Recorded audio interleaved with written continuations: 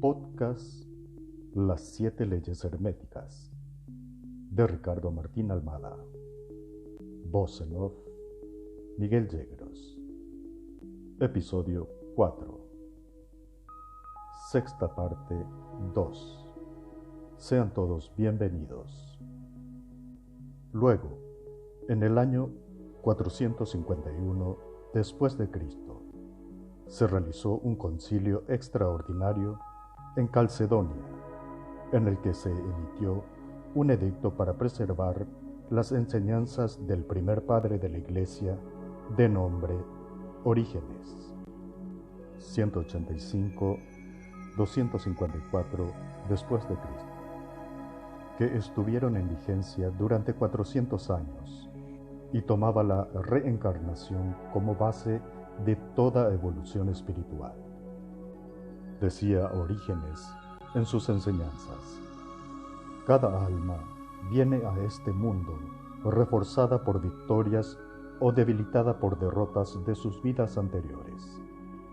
Su lugar en este mundo será de honor o desprecio, que estará determinado por sus méritos y errores anteriores.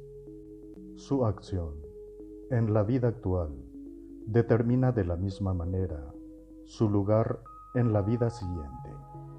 Luego, en el año 553 después de Cristo, se realiza el Concilio de Constantinopla, que por presión del emperador Justiniano fue anotado como ecuménico, en el que se abolió el decreto del 451 después de Cristo del Concilio de Calcedonia, condenado por los escritos de Orígenes y haciendo desaparecer toda alusión de la reencarnación del texto de los Evangelios, además de muchos otros cambios en el Antiguo y Nuevo Testamento.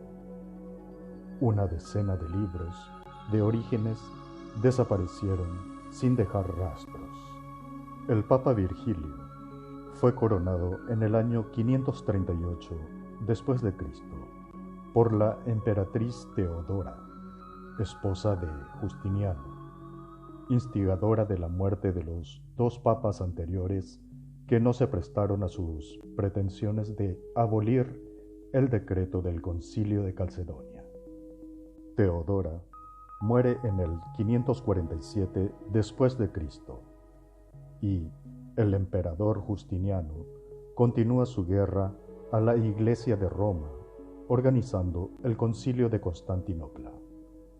La finalidad de toda esta maniobra por parte de los emperadores era que sean considerados divinidades y la doctrina de la reencarnación y la ley causa-efecto impedían sus planes, y a cambio de esta maniobra, para truncar la verdadera enseñanza cristiana, la Iglesia obtuvo poder político y judicial en Roma, lo que desvirtuó totalmente la misión de los primeros cristianos.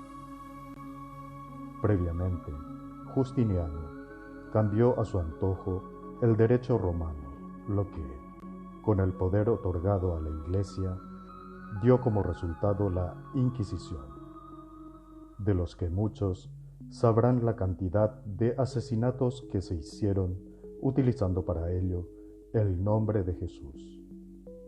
Toda la maldad en nombre de Dios. ¡Qué contradicción! Todas las Biblias que conocemos actualmente fueron impresas como copias de este nuevo formato. De ahí que existen tantas contradicciones que las religiones prohíben cuestionar, tachándolos de falta de fe y ofensa a Dios. Asumiendo este principio de la reencarnación y la ley causa-efecto, se aplica porque de las desgracias que padece cada uno, como ser ciegos, deformados, obesos, las diferentes enfermedades y formas de morir, etc. Nada es todo es por causa y efecto.